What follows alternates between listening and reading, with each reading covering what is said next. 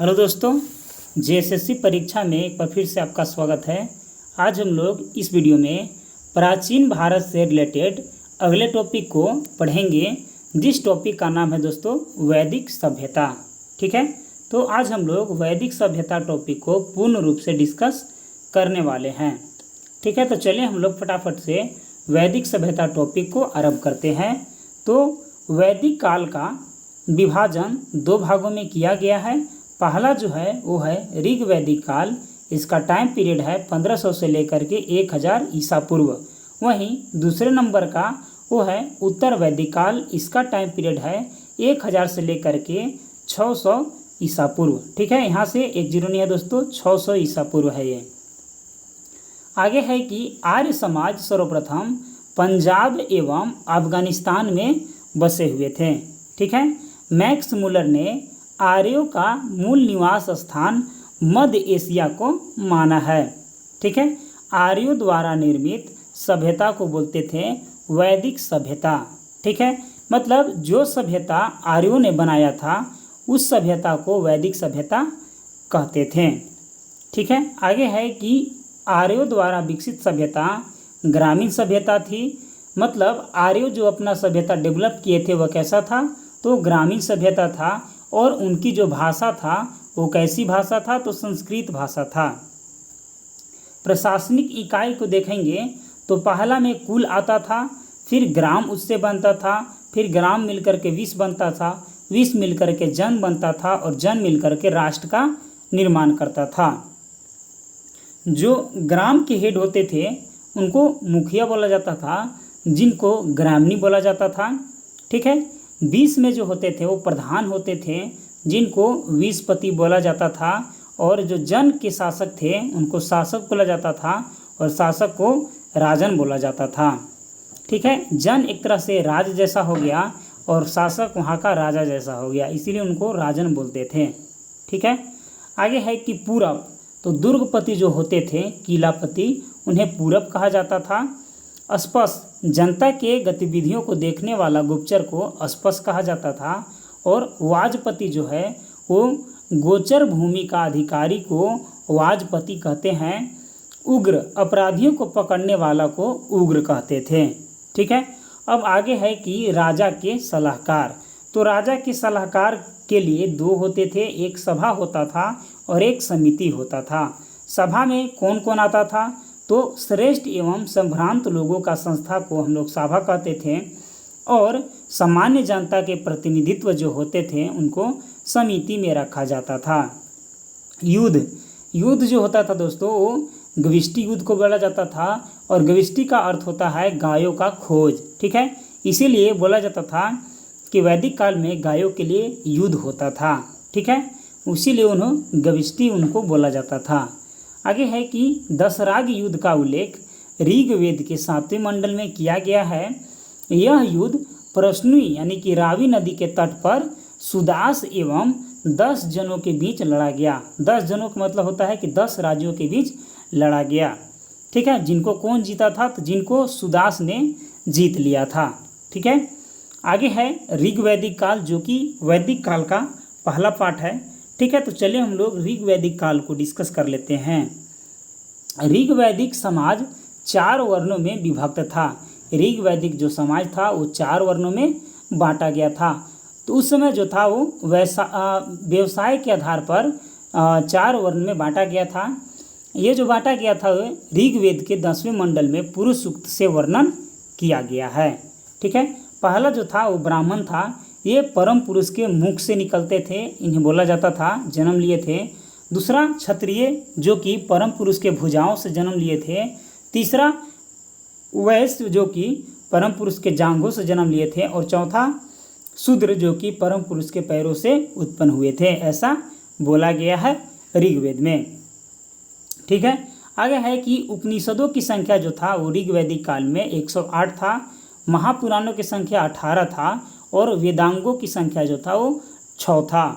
वहीं योग दर्शन जो था उनका जो मुख्य कर्ता थे वो पतंजलि थे। और जो सांख्य दर्शन था, जो कि सबसे प्राचीन दर्शन सांख्य दर्शन को माना जाता है, इनका जो मुनि थे वो कपिल मुनि थे। और न्याय दर्शन का जो हेड थे वो गौतम थे। ठीक है, चलिए आगे बढ़ते हैं कि आर्य समाज, जो आर्य का समाज था वो कैसा था, तो पितृ प्रधान था। आर्यों का समाज क्या था, कैसा था, तो पिता का ज़्यादा वैल्यू होता था, पितृ प्रधान था।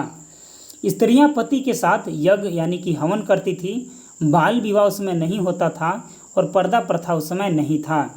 विधवा विवाह देवर के साथ हो जाता था और वस्तु विनिमय प्रणाली था, मतलब एक वस्तु को देते थे तो दूसरा वस्तु उन्हें आसानी से मिल जाता था।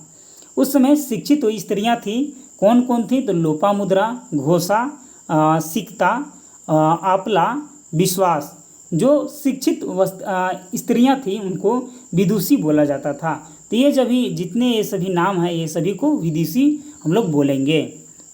पढ़ी लिखी स्त्रियां यानी कि शिक्षित स्त्रियां को विदुषी बोला जाता था। ठीक है, आगे है कि जीवन भर जो अविवाहित महिला रहती थी उन्हें अमाजू बोला जाता था।